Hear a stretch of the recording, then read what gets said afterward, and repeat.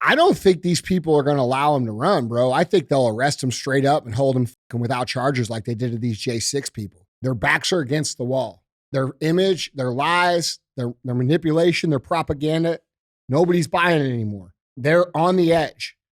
If someone like Trump would come to power, that means certain imprisonment or death for them. Certain. If you knew for certain that that's what you were going to get, what would you be willing to do to stop it? And that's what we're dealing with. And that's why everybody needs to be very careful and smart about how they react to certain things, because the only way they're able to maintain this power that they have is by getting everybody to jump on these initiatives when they demand outrage. Mm-hmm. That's how they control us. What's going on, bro? Oh, not much. Dude, there's a lot of interesting things happening out here, man. A lot of interesting things happening. Bro, I haven't been following. Dude, it's been an interesting weekend, but I mean, most of these are just, I guess updates. There's some interesting things happening for sure. Yeah. Might be a couple of I told you so moments. Shocking. But dude, first I want to show you something that this has been making a lot of buzz online. This Floyd Mayweather and John Gotti III fight. So this headline reads, Floyd Mayweather's exhibition fight with John Gotti III ends in massive brawl. Have you seen that? Did you see the... Dude, I was like half asleep and it was on Sports Center, I think, or I saw a clip of it on the internet, but it was like, I didn't really understand what was going on. Dude, yeah. So, I mean, there's... So this is a New York Post article. It reads, Floyd Mayweather's exhibition boxing match with John Gotti III ended with an all-out brawl between both fighters' camps Sunday night at FLA Live Arena in Sunrise, Florida. The fight descended into chaos when referee Kenny Bayless stopped the fight with less than a minute left in the sixth round. Gotti, the grandson of New York mob boss John Gotti, seemingly said, "Fuck you" to Mayweather as he was disqualified for holding. That's when all hell broke loose. John Gotti III, he's 30 years old. He charged past Bayless towards Mayweather, who's 46, landed a few punches before the fighters were pulled away from each other. Now, I have the clip. Let's watch it. That's it. He's going to stop him. That's it.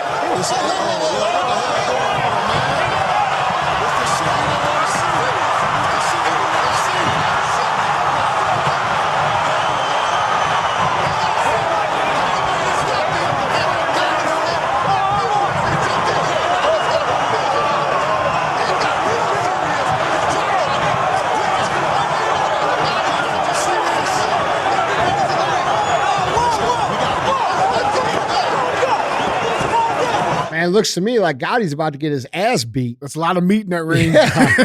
There's like 40 dudes coming at him. There's a lot of meat in there. Yeah, so Mayweather seemingly toyed with Gotti throughout the fight's first 5 rounds. During the 4th round, Mayweather flashed a smile before landing a jab while Gotti was warned for holding. Quote, "Enemy for life," Gotti III said on Instagram. Quote, "Never put me down or stop me. It was DQ for no reason." And then the bad blood continued out of the arena with Gotti's sister, Nicolette Gotti, posting a threatening and racially charged message to Mayweather on Instagram. Quote, "At Floyd Mayweather, your daughter was ran through by an animal with 12 different baby mamas. You're a little circus animal. You're all a pack of zoo animals," she wrote. She continues saying, quote, "I swear on my kids, I'm coming for your daughter. It may be 2 years, 3 years from now, but I'm coming, cunt." Mayweather last fought in 2017 when he defeated UFC star Conor McGregor to improve his undefeated 50-0 record. Now, I mean, listen. Didn't Mayweather fight Logan Paul? Yeah. Yeah. Mm-hmm. That was after the McGregor fight. Yeah, that was after the McGregor. Yeah, so that was another exhibition. Mm-hmm. Yeah, now, I mean, listen. Now, Mayweather has TMT, or the money team, right? It's like a fucking 50-person entourage full of massive individuals. On the other hand, you have one of the most notorious fucking mob bosses probably ever. I don't know who you fuck with. I mean, look, dude, first of all, a lot of this is theatrics. For sure. Like a lot of these dudes understand how to work the media the right way. Like the media doesn't work for you unless you give it something to talk about. Right. So these guys all understand that. Yeah, like 75 Hard. Yeah. It's dangerous. It's dangerous. Fucking dangerous program that podcaster made. Exactly. A YouTuber. A YouTuber. That's right. A shitty YouTuber made it. Look, bro, it's good marketing for both of them. Yeah. So you don't think there's no real beef? I don't know. There could be, but it's still good marketing. They can make some money on it. Yeah. I don't know, bro. Like, Floyd Mayweather is so fucking good at what he does. Like all these guys try to get at these exhibitions for clout to build a name. Who knows what's really going on? I think calling them a pack of zoo animals, and I think that's garbage shit. Tasteless. Yeah, it is. And I think as a Sicilian person, I don't think that when people behave that way, it really does that culture any sort of favors. Yeah. You know what I'm saying? Yeah, for sure. I think we should all do better than that, even when we're angry. And by the way, I've been angry before and said some things that I didn't fucking mean. We all have. But like, I think that's low class shit. You know what I'm saying? But I also think that the anti-white hate that we see everywhere is low class shit. So like, I don't know. It goes both ways. I just think that any race shit is just it's stupid. Dude. It's biracial. What? It's biracial. It goes both ways. Okay. Bi-racist. Yeah. Whatever, man. You get it? No. I think we take one of your trophies away for that. You're in the negatives now. It's bi-racist. Yeah. Dude, that's great. Yeah, but whatever, man. Like, Floyd's the biggest name in boxing probably ever, besides maybe Mike Tyson. Maybe Muhammad Ali. Like he's up there with them. Yeah, for sure. Top 5. He's still fucking great. Boxing is like, is he a little slower? Does he punch a little less hard? Yeah, but he's still better than everybody else. I wouldn't want to find out. You can't fucking hit him, bro. No. Listen, when he fought Conor, he toyed with Conor. When he fought Logan Paul's twice his size. He toyed with Logan Paul. Okay. He toyed with this dude, and people get pissed at him because he's that much better than everybody else. And that's what it is. Yeah. So I don't know. It's kind of weird to see. It's kind of weird to see him doing these exhibitions and shit. Like, I don't know that that's really great for his legacy. But also I don't know him as a dude. I don't really follow him. So maybe he just doesn't give a fuck. He just wants to get paid. Yeah, it's highly possible. Yeah. He definitely does that. He knows how to get paid. Definitely gets paid. He also knows how to spend some money too. Yeah. That's real, man. Well, it's C.T.I. Let's get to cruising. Yeah. Guys, remember, if you want to see any of these pictures, articles, links, videos, go to andyfrisella.com. You can find them linked there, or you can drop down in the YouTube description below and find them linked there as well. So with that being said, let's cruise with headline number 1. Headline number 1 reads, Secession. George Soros hands son Alex control of his $25 billion empire. So this is a Breitbart article reading, billionaire left-wing Democrat donor George Soros is handing control of his $25 billion financial empire to his younger son, Alex, who has vowed to pursue even more ultra-liberal causes. The newly crowned 37-year-old heir told the Wall Street Journal he will broaden his father's famously woke interests to include issues like voting and abortion rights, as well as gender equality. He also feels bound to inject himself into the day-to-day political affairs of the nation ahead of the 2024 election. Quote, I'm more political, Alex observed when comparing himself to his Hungarian-born financier father. He was already visited the White House 17 times in just over a year and met with big-name Democrats, as Breitbart News reported. He also recently tweeted a picture of himself with Vice President Kamala Harris. Open Society Foundations, the Soros family nonprofit, currently directs about $1.5 billion a year to causes all around the planet. The young man's profile on the Open Society website outlines he is also, quote, the founding chair of Bend the Arc Jewish Action and sits on the boards of Bard College, the Center for Jewish History, Central European University, the European Council on Foreign Relations, and the International Crisis Group. The Soros scion told the outlet he worried about the possibility of Donald Trump returning to the White House, suggesting the family will contribute greatly to Democrats in the 2024 presidential elections. He says, quote, "As much as I would love to get money out of politics, as long as the other side is doing it, we will have to do it too," he said. During the interview, Alex reportedly urged Democrat figures to be clearer on delivering their message while being, quote, more patriotic and inclusive to win the trust of voters. I want to say something about that line. Notice he doesn't say be more patriotic and inclusive because it's the right thing to do. He says to win the trust of the voters. Okay, now that should kick on a light bulb in your head that the intent is to pretend to get their way. To act. He's telling on himself right here with this language. Yeah, so that's a great catch, man. Yeah, well, that's what I do for a living. Yeah, I mean, and it's no secret that George Soros gave billions to left-wing causes in the years he paid no federal income tax. We know that he's spent hundreds of millions of dollars to democratically elected prosecutors in major cities throughout the country. But a new development also comes out. This report shows that Soros-linked group wins $41 million contract from Biden to help illegal aliens evade deportation. So they have their hands in literally fucking everything. A non-governmental organization with financial links to billionaire George Soros has won a $41 million federal contract from President Joe Biden's Department of Justice to help illegal aliens evade deportation from the United States. Does everybody see how this works? Soroses give money. The government that's corrupt that they support gives them money back, your money, by hiring them to do jobs that don't help Americans. Correct. So it's important that everybody sees how that works. Draws the dots. Because what you're seeing in Ukraine is exactly this on a mass scale. Okay. Yeah, or, going back to 2018, the Vera Institute of Justice, another NGO linked to Soros, was previously awarded $310 million by the Obama administration to help unaccompanied alien children, or UACs, avoid deportation.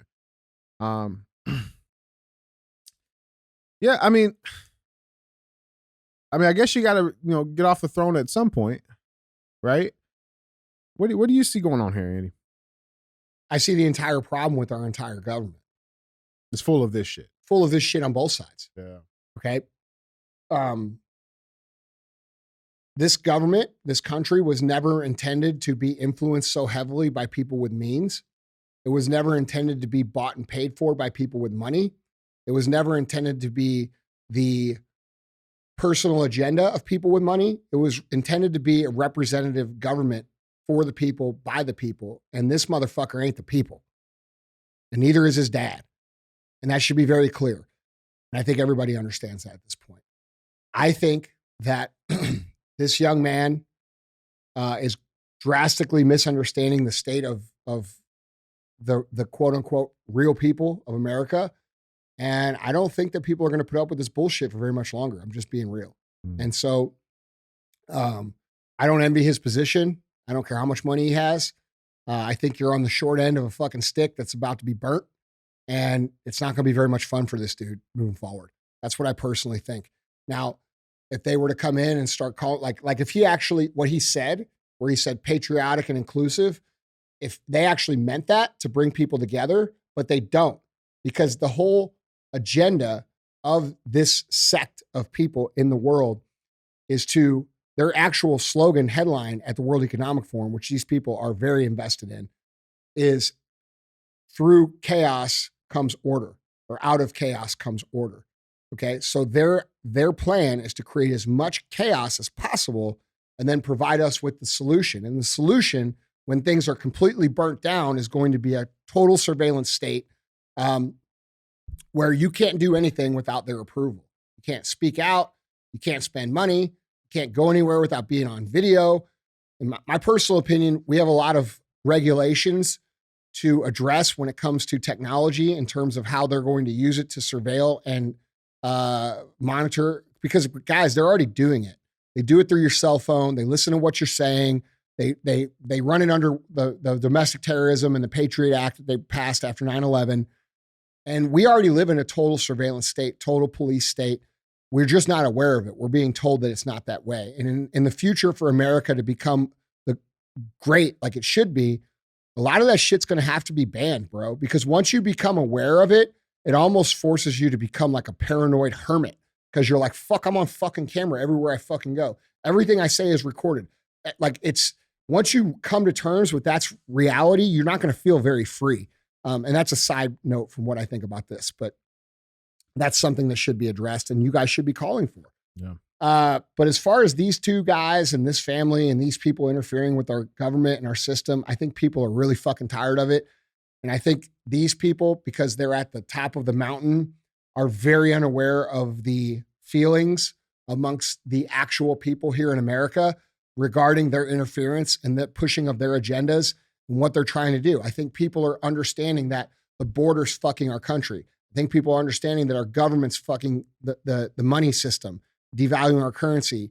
You know, the average American is spending $9,000 extra per year to live. That's a lot. Okay. For most of America, that's a ton of money. Especially when most of them are already living paycheck to paycheck. So where's it supposed to come from? Oh, they get to run more debt, which makes these people richer. All right. People are tired of the crime. They're tired of the instigative media making us hate each other. They're tired of living in this constant state of anxiety. And there's only two solutions to this entire problem, guys. Well, there's three. Okay. But the third one, everybody keeps calling for, saying, well, we need to put these, fucking revolution. All right, cool. You going first? All right. Because I don't want to hear this shit from any of you motherfuckers. Because there's a lot of people out there who are like, oh, we need to revolt. You're not thinking it through. Because even if we did that, and that could be required down the road, I don't know where this is going. But if you actually just do what I'm about to say, that we'll never even get to that point. The two things that we can do every single day to defeat these kind of things is to remove ourselves from actually needing them. That's why I say personal excellence is the ultimate rebellion. When you become financially fit, you become physically fit, you become intelligent and aware of what's going on, you're not consuming their media. You're not eating their food, which isn't making you sick. Okay, so they're not making money on your food, your pharma, your media, your information. You're not plugged into your phone 24 hours a day. Removing ourselves through personal excellence from their network of control is step number one. And step number two is mass noncompliance. As we go into the next 18 months, there's going to be a number of social outrage incidents that happen. All right. They're going to try to create as much disruption, as much frustration, as much hate amongst the people. And if people just don't buy it, and we stop fucking buying into it, which I think we're getting close to doing, because they've tried this with a number of different scenarios now, and it's not worked. They tried it with the subway shooter, real hard. They tried it with the supermarket shooter, real hard. They tried it with the Nashville shooting, real hard for trans people. Okay, the first two ones, they tried to use race. This last one, they tried to use trans, and nobody fucking bought. Okay, and that mass noncompliance has to be across political ideology and race in terms of, bro, if black and white people could just get over the fact that we're being manipulated to hate each other and actually say, hey, fuck these people that are manipulating us to hate each other, their game is over. Mm-hmm. This is why we talk about the race issues, because the race issues are the number one issue holding us back from actually being a free country. If they can get the black Americans and white Americans to say, wait a second, bro, you're not my enemy and I'm not your enemy. Why do they keep telling us this shit? And we get people to have that click. Now these people have no power. Fucked. They're totally fucked, bro. So we have to be smart. We have to be intelligent. And so we have to remove ourselves from the system through personal excellence. And then we have to mass noncompliance. And these people, no matter how much money they spend, it won't work.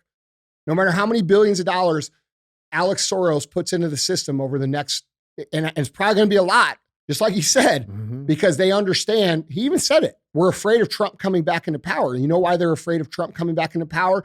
Because they understand that the persecution that they've put on Trump, where it's going to come back tenfold, which is going to mean the end for them one way or another. Did you see what Trump just said today? I tried to get the video up here. You mean about destroying communists? Yeah. Well, he's finally fucking saying the right shit. Yeah, thanks for listening to the show. Yeah, guys. I'm telling you, bro, like if I was Trump's main advisor, you guys would all love him. if you were listening to me. Yeah. Yeah. That's real, man. Guys, tell us what you think. Are you guys standing with Soros? Let us know down in the comments. I don't think Trump is understanding where the people are right now. I don't think he's being told accurate information. I don't think he is either. Yeah. I think he continues to push this crazy shit about the vaccine. He continues to talk about Israel being our greatest ally. Bro, if he would just cut with the vaccine talk, right? And say, hey, I fucked that up. Okay? These guys fucking lied to me. And actually just tell the truth. Because otherwise, bro, you look like you're part of it. That's the problem. Mm-hmm. Like, Don, everybody fucking likes you. But when you start talking that shit, dude, everybody thinks you're part of it. Okay? So now that everybody's like thinking like, fuck, this guy's part of the fucking plan. He's walking us into this communist shit. So like, you got to announce that. You have to fucking stop that because it's people are not going to vote for you for that. People do remember what happened in 2020. They haven't forgotten about it. A lot of people keep saying, oh, we've moved on from 2020. No, we haven't. Because there's a lot of people that had to watch their loved ones die over fucking Zoom or are now walking around with a vaccine that they never wanted, that they're scared to death now, wondering when the shit's going to happen to them. Or they had someone who died from the vaccine, or that was put on a ventilator, or that was denied ivermectin and proven therapeutics that, some of us worked very hard to inform people about that bro, we had a whole episode deleted because of it. Mm-hmm. You know what I mean? And how many shadow bans did we deal with for the last 3 years? How many traffic bans? I mean, they've, fuck, bro. They put these frontline doctors, they put one of them in jail. All right. So they denied people have not forgotten about that, bro. And they also haven't forgotten. And you know what's cool? What I see now is a lot of people who fell for it are now finally, like we said fucking 2 years ago, finally saying, bro, they fucking lied to us. Dude, that's what we need. We need those people to speak the fuck up. Headline number 2. Headline number 2 reads, The Great Grift, How Billions in COVID-19 Relief Aid Was Stolen or Wasted. Juicy little hamburger here. I think it's a cheeseburger. Yeah. Well, I like cheeseburger. Yeah, double cheese. Dude, let's dive into this. When I was fucking fat, I used to go hard on those McDonald's double cheeseburgers, bro. Really? Fuck yeah, I love Do you them. fuck with Five Guys, though? I never had it one time. You've never had fucking... Don't act like this is the big deal, bro. No, You haven't seen fucking Braveheart. No. This is bigger than Braveheart. Fuck out bro. of here. You've never had Five Guys? I'm not fat fuck anymore. I'm fucking lean, mean, fucking beast machine. Dude, you like fries. You like potatoes, man. I love potatoes. Bro, they got the best fries. Chris, I'm mentally unbreakable. You're never going to convince me. Andy. Have you seen my gym selfies, bro? I seen the one from New York Post article. No shit. Bro, those motherfuckers took one for like 4 years ago, bro. I wasn't even in shape yet. No, you guys. use accurate information. That's right. When you fake reach out to me. He said, I'm much more swole now. Yeah. Hey, man, here's the deal. My stack was this. Real talk. 2 double cheeseburgers, 2 large fries, 20-piece nugget. Damn. I fucking ate that every fucking day for years. Damn. And I actually stayed in good shape then. Damn. Well, I mean, chicken nuggets, that's protein, right? Bro, I just trained hard, man. Yeah. You know? Yeah. That'll get you. Yeah. What got me fat though, like what always got me fat was gas station food. Oh yeah. Bro, when they built that fucking QT over there by my old house, that one over there at 55 in Lindbergh, my old HQ, bro, I went in, it would take me 4 minutes to listen. I could be there and back in 8 minutes. It would take me 4 minutes to get there. It would take me about half a minute to get my shit. And then I could be back home. It would take me 9 minutes. You didn't even get your change. You knew the motherfucker, 6 taquitos, 2 breakfast burritos, a full bag of jalapeno kettle cooked Lays, and a fucking 44-ounce soda. I was out. Real talk. I was out. They knew what the fuck I was getting, bro. They start ringing it up before I even got to the register. We just had it ready. Yeah. And I gained 100 pounds when they built that fucking QT, bro. Because I did that every day. I ate my stress away. Oh, those taquitos are good though, man. Oh, they're fucking great. They're fucking good. You like the steak and cheddar, or you do I like the cheesy pepper jack. I like the They got corn and flour tortillas. corn one, I like yeah. the corn ones. Yeah. Yeah, but normally, like when I go to Mexican food, I like flour. But those corn taquitos at Quick Trip. I get you. Hey, Quick Trip, stock my energy drink, motherfuckers. No shit. Okay, I'll buy some more taquitos, at least for some people. I won't eat them, but it'll be for somebody. Yeah. That's real. You can't eat that shit, bro. You get addicted to it. It's good. Yeah, it fucking good. is good. Bro, that spicy chicken. Bro, you ever had their breakfast burritos in there? Mm-mm. Oh my God. I'm not a big breakfast burrito person. Really? No. Man, I love breakfast Yeah. burritos. It's a texture for me. Really? Yeah, I'm worried about that shit. All right, so the great grift. You mean the thing we spent 3 years trying to tell everybody about? Yeah, so we brought multiple experts on. It's real now, apparently, because Okay. AP News said it. Because the news said so. Who's saying this? This is AP News. Okay, well, Yeah, it Associated must be Press. real, Got to be real now, bro. You think? Do you get the same impression that I get that like a lot of these people realize that they're like They're caught. and they're trying to cover it now? They got to by, backtrack. by saying, it was a lot. Like they're calling out that lie because they realize that ship is sinking and they're trying to jump the other ship. It's misinformation, guys. Yeah. Anybody can fall victim to misinformation. All you got to do is listen to Real AF. Right, exactly. But yeah, so let's dive into this. So the article reads, much of the theft was brazen, even simple. Fraudsters used the social security numbers of dead people, like, never mind, I ain't even gonna say that. Y'all know who else uses dead people's social security numbers to vote, but neither here nor there. So fraudsters used the social security numbers of dead people and federal prisoners to get unemployment checks. Cheaters collected those benefits in multiple states, and federal loan applicants weren't cross-checked against a Treasury Department database that would have raised red flags about sketchy borrowers. Criminals and gangs grabbed the money, but so did a U.S. soldier in Georgia, the pastors of a defunct church in Texas, a former state lawmaker in Missouri, and a roofing contractor in Montana. All of it led to the greatest grift in U.S. history, with thieves plundering billions of dollars in federal COVID-19 relief aid intended to combat the worst pandemic in a century and to stabilize an economy in free fall. This was the grift. Oh, I got something for you. Hold on. They're saying that the roofer from Montana is responsible for the grift of COVID. Oh, I got you. Okay. Oh, I got you, baby. Oh my God. Oh, I got you. I take back what I said a minute ago. So an Associated Press analysis found that fraudsters potentially stole more than $280 billion in COVID-19 relief funding. Another $123 billion was wasted or misspent. Combined, the loss represents 10% of the $4.2 trillion the U.S. government has so far dispersed in COVID relief aid.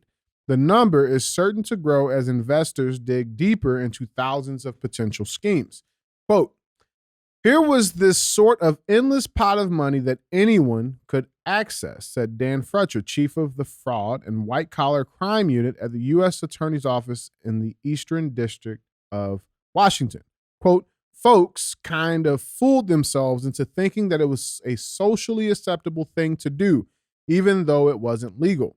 The U.S. government has charged more than 2,230 defendants with pandemic-related fraud crimes and is conducting thousands of investigations.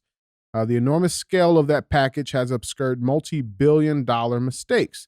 An $837 billion IRS program, for example, succeeded 99% of the time in getting economic stimulus checks to the proper taxpayers, according to the tax agency. Nevertheless, that 1% failure rate translated into nearly $8 billion going to ineligible individuals, a Treasury Department Inspector General told Associated Press.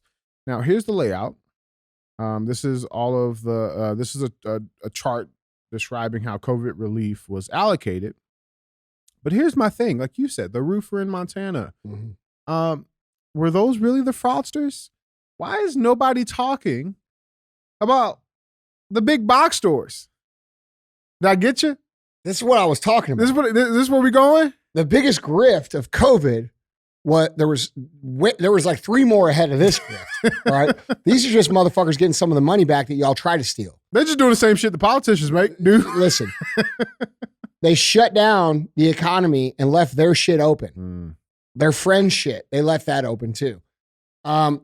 They fleeced us via the government for billions and billions and billions of dollars of vaccines that were potentially harmful to many of the people that they were forced to take.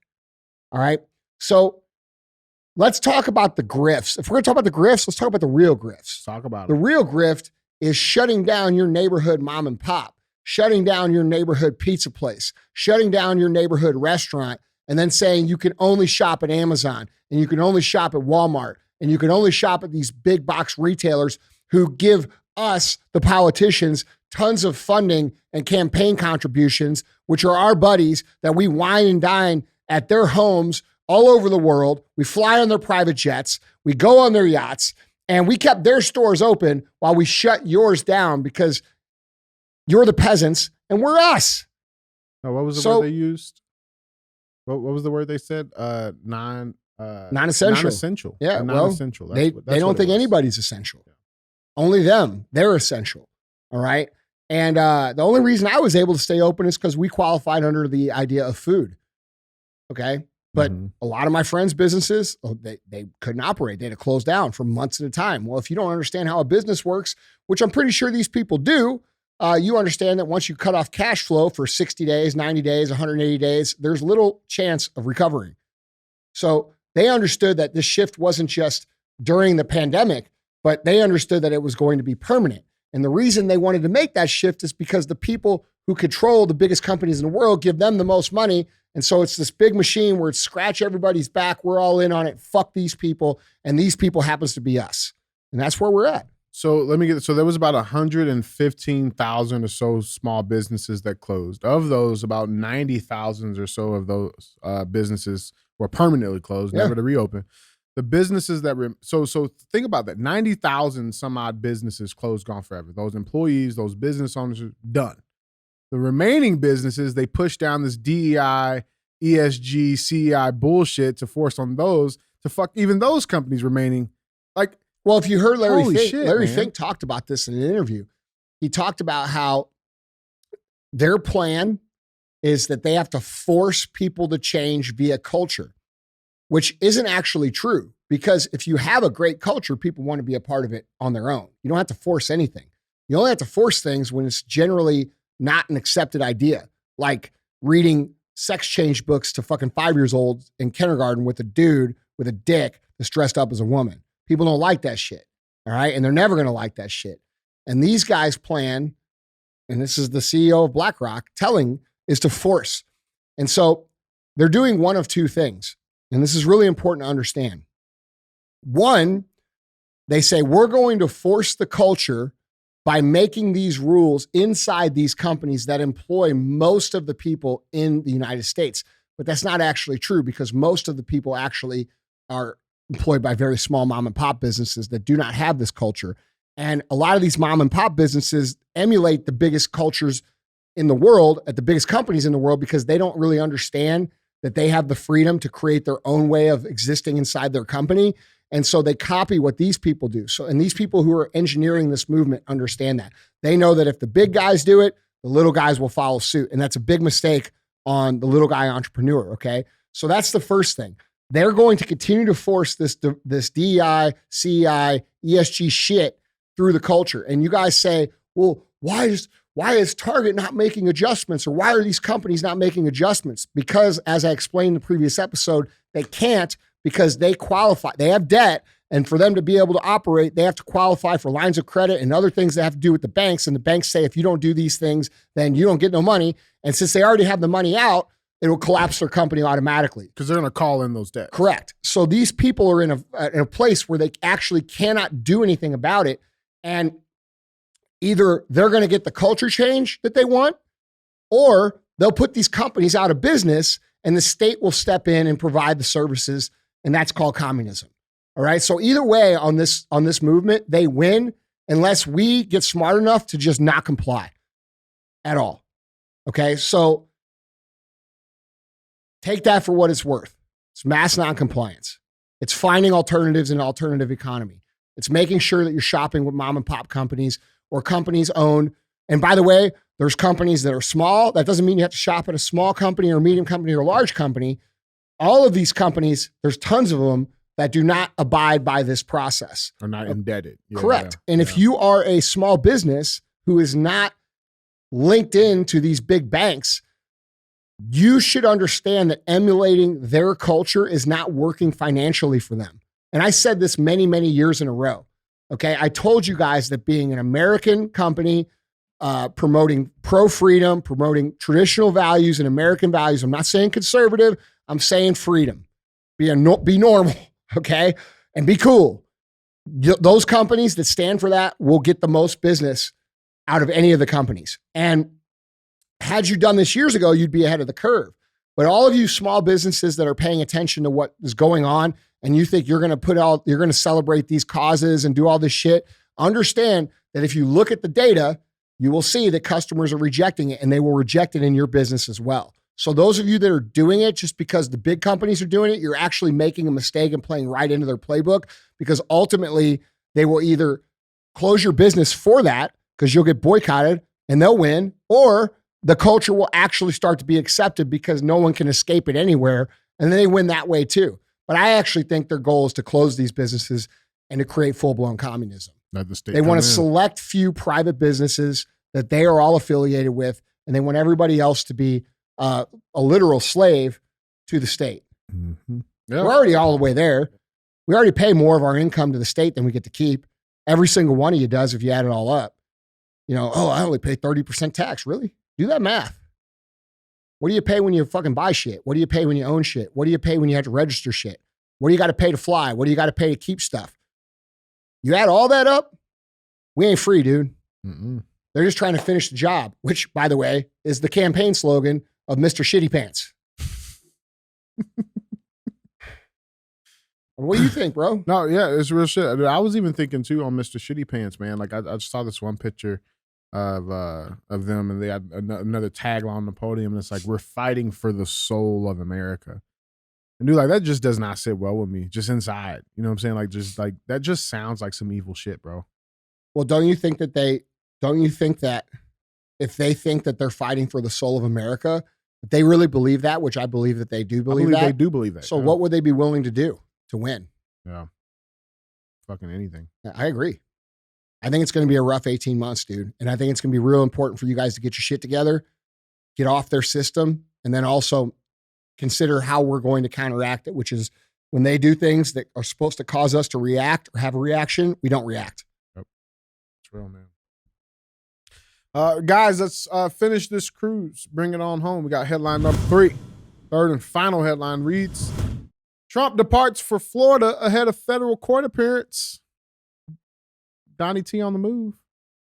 For some bullshit, of course. Well, it's in Miami, right? Yeah, it's in Miami. Yeah. So former President Donald Trump departed from Newark, New Jersey on his private jet to appear in a Miami federal court on Monday.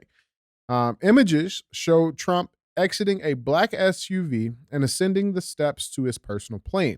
He faces an indictment on 37 charges ranging from withholding national defense documents to making false statements.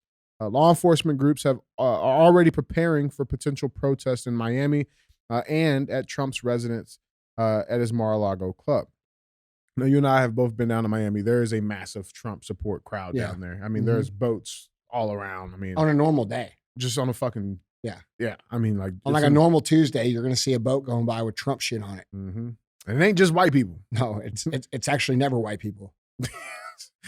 Not shocking.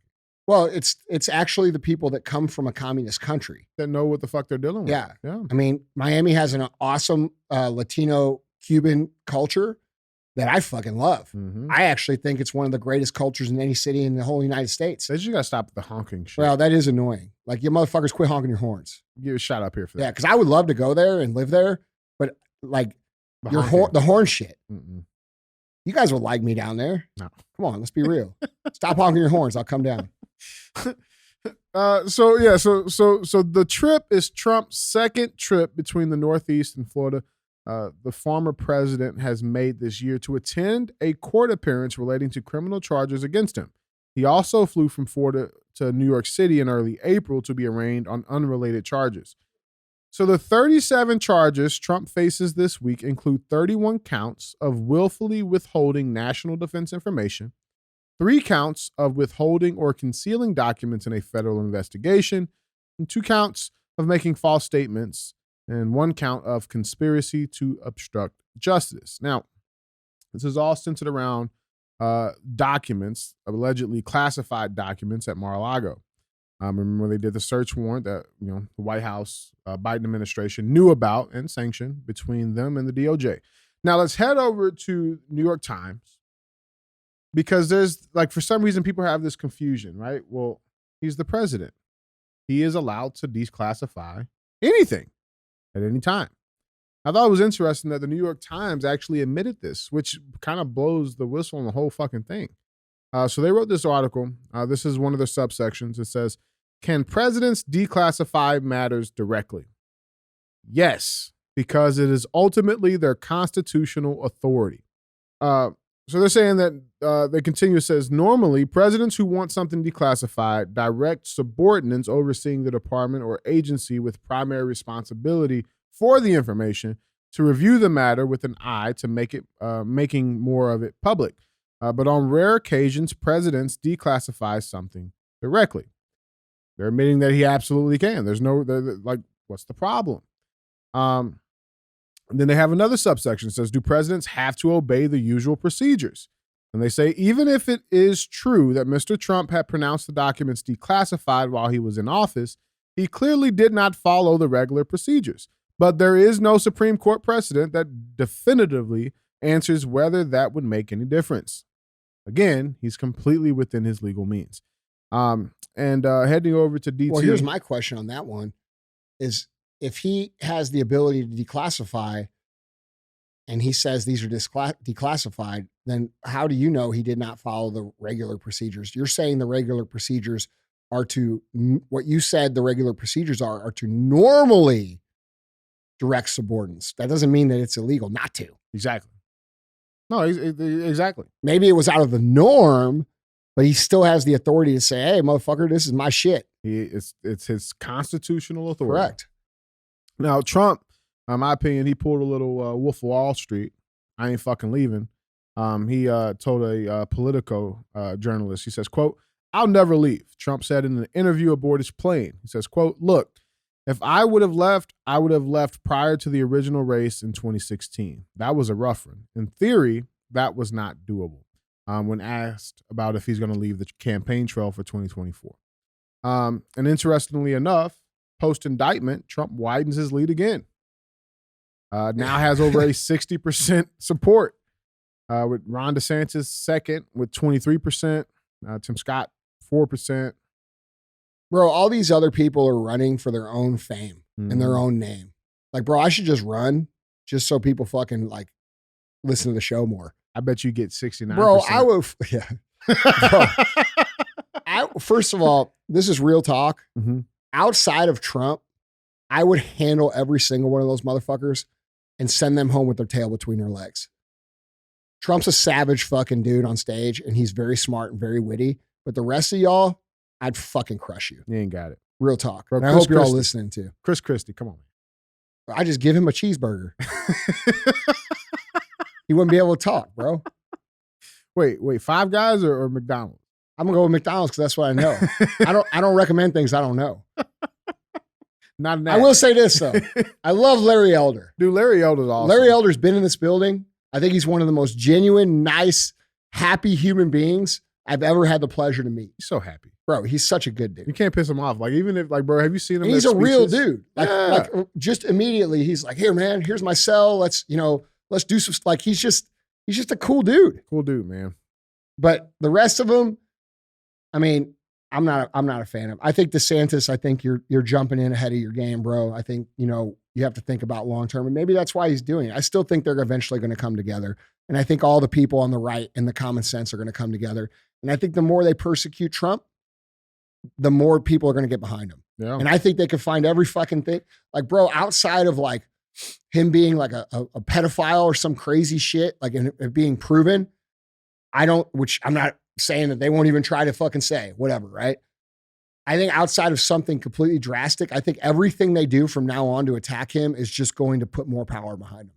Well, and the polls are showing that. Yeah, well, we also said this, I don't know how many different times, but, you know, I had some arguments with some of my buddies online, you know, like I do have buddies that don't agree with me.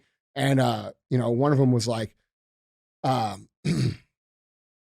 he's like, bro, you know, I told him, he's like, what do you think about Trump? I said, it's going to blow up in their faces, bro. He's like, oh, we'll see. We'll see. Barr said that it was the worst case ever and he's toast and this and that. Yeah, well, Barr's also the guy that prevented the investigations from happening that actually have now been shown were valid and should have happened. Mm-hmm. Okay, so his ass is in hot water too. So let's be real, dude. Trump has all these motherfuckers in hot water and y'all don't like him mostly because they've made up all these lies about him. And, you know, he has problems keeping his mouth shut about stupid shit sometimes, but he always ends up being right, you know? In some way, shape, or form. No, yeah. That's right, bro. Like when okay, a lot of people got pissed because he went after Kayleigh McEnany, right? Well, that's life in a big city, bro. Like you got to be tough, okay? And he's a tough dude.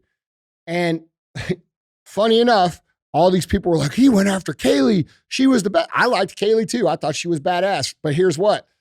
When you go back to pre-Donald Trump, you found all these tweets that were criticizing Donald Trump. Mm-hmm. So you think he forgot about that? Which makes you think, like, what would he bring her in to begin with, though?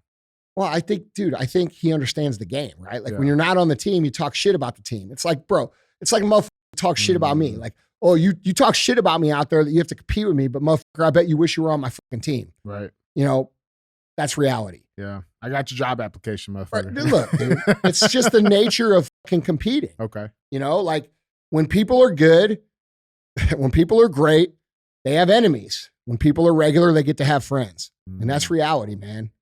Deep. That's reality. That's so deep. Okay. And that's the price that's paid for being great at things. And, you know, Trump's got a lot of enemies because he wins a lot and he's won a lot and he continues to win a lot. And I think now people are starting to realize that this is the case and all these people that attack him are just discrediting themselves. If these people, like, bro, real talk, because I know DeSantis' team listens to this shit too. If you guys got behind Trump right now, you'd be in the best possible position that you could ever be in politically because you would be an automatic in fucking the next election cycle. Like I'm saying, like right now, if DeSantis said, this is bullshit, we're fucking getting behind him, I'm putting my shit aside, bro, it would supercharge the entire thing and he would be a shoo-in for the next fucking 8 years after this. Yeah, for sure. That's the chess VP. That's the chess move.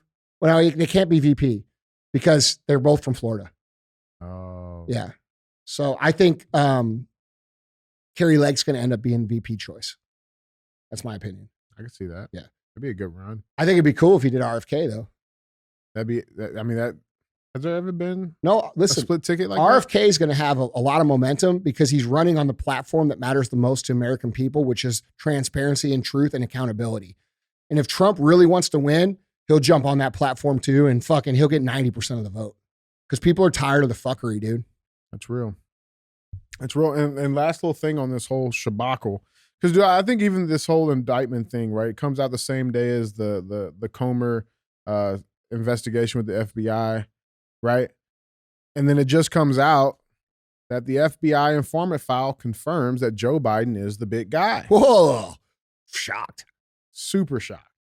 You know, didn't see that. Yeah. And so last week, Republican members of the House Oversight Committee reviewed an FBI informant file. Their review concluded the FBI informant file indicated that Ukrainian oligarch, Mikhail, oligarch, yeah. Right. I have trouble with that word too, though, so don't feel too bad. All right. But you suck at the rest of the shit. You must be black. Just saying. Not Olive Garden. Yeah, Olive Garden. What is it? Oligarch? Fucking Olive Garden. Oligarch? Oligarch. Guard? Gark. I said Gark. They said hold the Gark. Look, bro, sound it out there. I got it. That's not how the fucking sound. It don't sound like that. It's fucking spelled exactly as it sounds. O-L-I. Olic Arch. That's how the fuck it's spelled. Olic Arch. No, that would be oligarch. That's what I said. No, you said oligarch. Bro, this is oligarch. Oligarch. Okay. Their review concluded the FBI informant file indicated that Ukrainian oligarch shit, man, what is that? Mykola Zlochevsky, the owner. Listen, this motherfucker from Ukraine had an oil business, all right, called Burisma. Okay, he referred to Joe Biden as a fucking big guy. All right, that's a translation, roughly, loosely. All right, quote: in this document, this confidential Who human. said that? Huh? Olive Garden. Yeah, Olive Garden. All right. This confidential human informant absolutely also specified he understood that the big guy was to be Joe Biden. Representative Anna Paulina Luna out of Florida told Fox News, quote, the big guy that is quoted in the documents. Representative Lauren Boebert told Benny Johnson about the informant file. A lot of interesting shit there, man. I just want the accountability part, man. People can't miss that. That's where Trump's fucking up, dude. Yeah, he's not. Like, well, I mean, yeah, he made the communist thing, but like, bro, like, he's fucking up in those 3 ways I mentioned on the show. But let me ask you this, Andy. Let me ask you this. Okay, knowing what we know, how they've spent his narrative, if he comes out and says what needs to happen, does that fuck him more on the campaign and in the media? I don't think these people are going to allow him to run, bro. I think they'll arrest him straight up and hold him fucking without charges like they did to these J6 people. Dude, that'd be. Yeah, I know. If they did that, man. Listen, their backs are against the wall. Their image, their lies, their manipulation, their propaganda, nobody's buying it anymore. They're on the edge. If someone like Trump would come to power, that means certain imprisonment or death for them. Certain. If you knew for certain that that's what you were going to get, what would you be willing to do to stop it? Yeah, man. And that's what we're dealing with. And that's why everybody needs to be very careful and smart about how they react to certain things, because the only way they're able to maintain this power that they have is by getting everybody to jump on these initiatives when they demand outrage. Mm-hmm. That's how they control us. And they're getting us to hate each other over political opinions. I mean, bro, look at the dialogue exchanges that they have created through social media, okay? In 2007, before social media was really a big thing, right? Like if you disagreed with someone about politics, it wasn't that big of a fucking deal. Like, bro, like I dated girls who were fucking Democrats. All right. Now, did I think they were fucking stupid? Yeah. Right. Now I dated them. Yeah. All right. But they were smart in other ways. Okay. But I didn't agree with their shit. They didn't agree with my shit, but we were able to still, be cool. Yeah. And that was normal in society. And the internet, it took communication from a conversation to a Facebook post to comments in a post to emojis to react to things. All right. So they've taken things that used to have context and nuance and conversation, and they've squeezed it all the way down and trained people via social media to comment with the most insulting, the most quippy, smartass thing, because they put a like on the comment, and now people don't comment for resolution, they comment for attention. And so they've intentionally weeded the dialogue into very simple terms where now people can't even have productive conversations because everybody's trying to say the worst shit to offend someone or insult someone or get all the support. And so no resolution can ever come in society. And by the way, that's intentional. Dude, that makes so much sense. That's why, like, when you see the leftists scream, they're just acting out the emotion. Correct. The emojis. Correct. And that never used to be that way, dude. It wasn't that way. Like, you're too young to really remember that.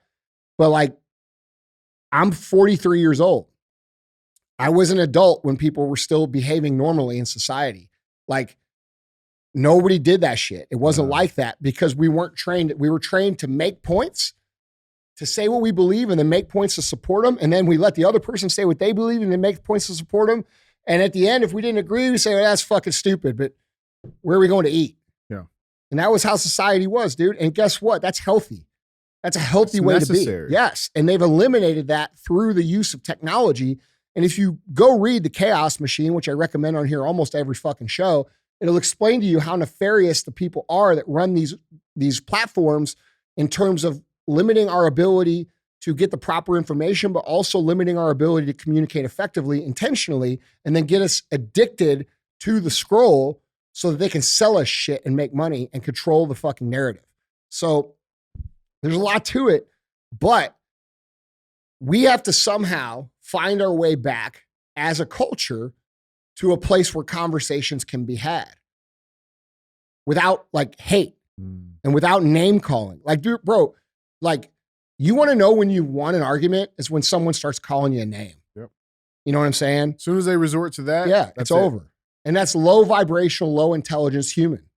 Okay. And by the way, they've intentionally lowered IQs over the course of the last 20 years by removing things that are fundamental to the reality of a human being, like competition. When you give a child a trophy for showing up, okay, that child then grows up into an adult that thinks they get rewarded for showing up. Only showing up in the real world, you do not get rewarded for.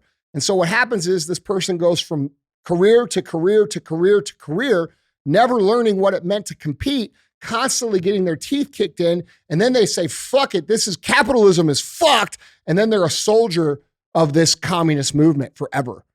It's intentional. And then they chop the dick off and that's the end of the story. Yeah. I mean, but look, dude, this is, once you see it, you can't unsee it. It's kind of like that. Yeah. You know, and it's people have a hard time. Like they call us conspiracy theorists or whatever, bro. I'm a conspiracy realist. All right. This shit's actually happening. And the reason I can see it and you don't see it is because you're not understanding that this is an actual thing because you probably never went and read anything about it. But communist insurgency is all encompassing. They hit the church. They hit the school. They hit the government. They hit the culture. They hit the media. They hit the pharma. They hit the business. And it's everywhere. And people have a hard time wrapping their brain around the scale of an operation like that. But when you consider the fact that you can guide all the world leaders through an organization called the World Economic Forum, and the people that control all of these companies are members of that forum, and they make the decisions, okay? And then, by the way, they financially leverage the companies to make the decisions if there's any resistance to it. You can understand how a few thousand people could control everything. And that's what we're dealing with here. And that's why it doesn't make sense to you. The scale of it is massive, and not because we're making it up, but because it actually is. And so, you know, once you start to understand what's going on, it's pretty easy to see. Yeah. Do you remember what happened right when COVID started? I think a lot of people have forgotten. Do you remember what happened where like 500 CEOs resigned at the same exact time? Shit ton of like big companies. Yeah. Now, does it make sense now? It's a long game, man. You understand? Hey, you're going to go do this, or you can have this exit package and you can be done, but we're doing this and you're going to do it if you stay. And these dudes said, peace out. Instead of saying, hey, no, we're not doing that, and actually resisting, they all bitched out and took all the money. You not remember that? I remember that. You guys remember that? Now, it should make sense when you look at what's going on in the world. Okay? Anyway. No, it's crazy, man. Bro, there's a lot to it. People like, oh, not everything's a conspiracy. Well, actually, right now, when it comes to what's going on in the world, it is all under one umbrella. And the more you look, the more you'll see it. And there's only a few thousand people. It's not like hundreds of thousands of people. It's a few thousand people that belong to this certain group that influence the influencers of these other companies that push everything down. Companies, government, media. That's true fascism, by the way, which is even funnier because they've activated the anti-fascists to protect the fascists. Yeah, somehow like, anti-fascist means allowing Antifa drag. Is the literal foot soldiers for the fascism. And they don't understand it. Pro-fascist. Dude. Well, everything they say is the opposite. Right. So that makes sense too. It's like saying when we're fighting for the soul of America, Don't you feel like we're kind of fighting for the soul of America? Everything they say is projection, 100%. If you want to learn what they're doing, and this is legit, just listen to what they say and then say, okay, well, that must mean it's the opposite of that. And if you actually watch them like that and then pay attention to the results happen in the world, it's very clear to see what they're doing. Yeah. Yeah. Well, guys, that was our third and final headline. It is time for our final segment of the show. As always, we have thumbs up or dumb as fuck. That's where we bring a headline up. It'll get one of those two options. And with that being said, our thumbs up or dumb as fuck headline reads, Adam Hadwin tackled by security trying to celebrate Nick Taylor's 72-foot putt to win Canadian Open. This is fucking awesome. Okay? This is awesome. This is what we call a fuck up moment in the security world. So golfer Adam Hadwin was trying to celebrate with his fellow countrymen. Instead, he got leveled like a tackling dummy. Nick Taylor had just sunk a 72-foot putt to become the first Canadian to win the RBC Canadian Open in 69 years when Hadwin ran onto the green to try and celebrate with his friend. Hadwin, also a Canadian, came out spraying a bottle of champagne before a security guard in a black jacket tackled Hadwin to the ground. An audible groan could be heard from the crowd as Hadwin was taken to the ground before others ran over in an attempt to inform the security guard who that was. In video from the broadcast, it appeared Taylor's caddy broke away from the celebration in order to intervene as well. Here is the video. I got a couple of different angles on this too. But here's the first video.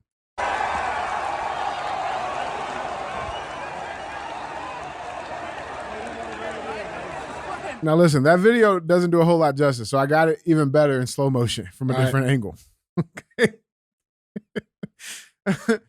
Here it is. There's no audio. Look at the security guy's face. Here he comes. Oh, that's dedication, man. He got pissed too. Did you see his fucking face? Wait,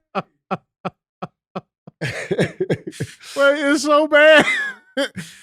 It's so bad. Look, okay. Dude, he's saying, oh, no, that's not happening. Come here, white boy. Oh, man. Oh, dude, that's so bad. Oh, and the guy that made the putts laughing. He sees his buddy get tackled. He's just laughing at it. Yeah, so Adam Hadwin's his wife, she commented, she made a statement. She says, quote, OMG, I can't handle these different angles. The security guard's laser focus on his target. Adam's commitment to the giant bottle of champagne. So many things to take in with every new point of view. So they're making a joke out of it. Yeah, everybody's cool. Adam apologized. Bro, that's a fucking awesome photo right there. Dude, isn't it great? Bro, they should both sign that. This motherfucker get drafted, bro. Yeah. That's a perfect form tackle. That was a good tackle. And he's not a young man either. I mean, this dude just living out his glory days right here. He's like, oh, I can't wait to do this. Bro, this is great. I hope he doesn't lose his job. I think you tell him good job. Yeah, for sure. Like, dude, if that was you and you tackle one of my buddies, I'd make fun of my buddies so hard, bro. I'd be laughing in their face. I would fucking get this autographed and framed in this like 8x8 foot and make it go to their office. And like, they would never live it down. Like ever. And I would give you a fucking raise. That did happen. Huh? At the library when we voted. Which part? With what was that man's name? Oh, yeah, bro. I forgot about that. Yeah. Bro, we went to vote in, what was that, 2020? That was 2020, yeah. We waited. First of all, that was our first outing together, like, because COVID, everything was fucked up. That was like the first time me and you went anywhere. We waited in line for an hour to vote. And then a dude I knew from like way back when came up and like grabbed me from behind because I hadn't seen him in a while. DJ fucking tackled his ass right there at the fucking voting station. And I'm looking around. I'm like, what the fuck? Dude, I'm holding this dude on the ground. And I hadn't seen him in like 10 years. So I was like, Chris? I'm like, oh, fuck. Yeah. Bro, I forgot about that. Dude, my asshole dropped so quick. When you said his name, I said, fuck. I know. Oh, man, it's bad. It was still good, bro. I mean, you were on it. Hey, fuck around, find out. Yeah. You know what I'm saying? They haven't quit. I didn't get a chance to get a full sprint like this guy did. No. No, it was good though. Andy, what are we giving this, man? Thumbs up, dude. Thumbs up. Thumbs doing up your job, 100%. man. Yeah. Yeah. All right. So, guys, that's the show. Don't forget, click subscribe on YouTube. If you're not subscribing on YouTube and you listen on audio, go over there and click subscribe anyway. Show us a little love. Let us know what you think of the show in the comments. Make sure you pay the fee. Don't be a hoe. Share the show.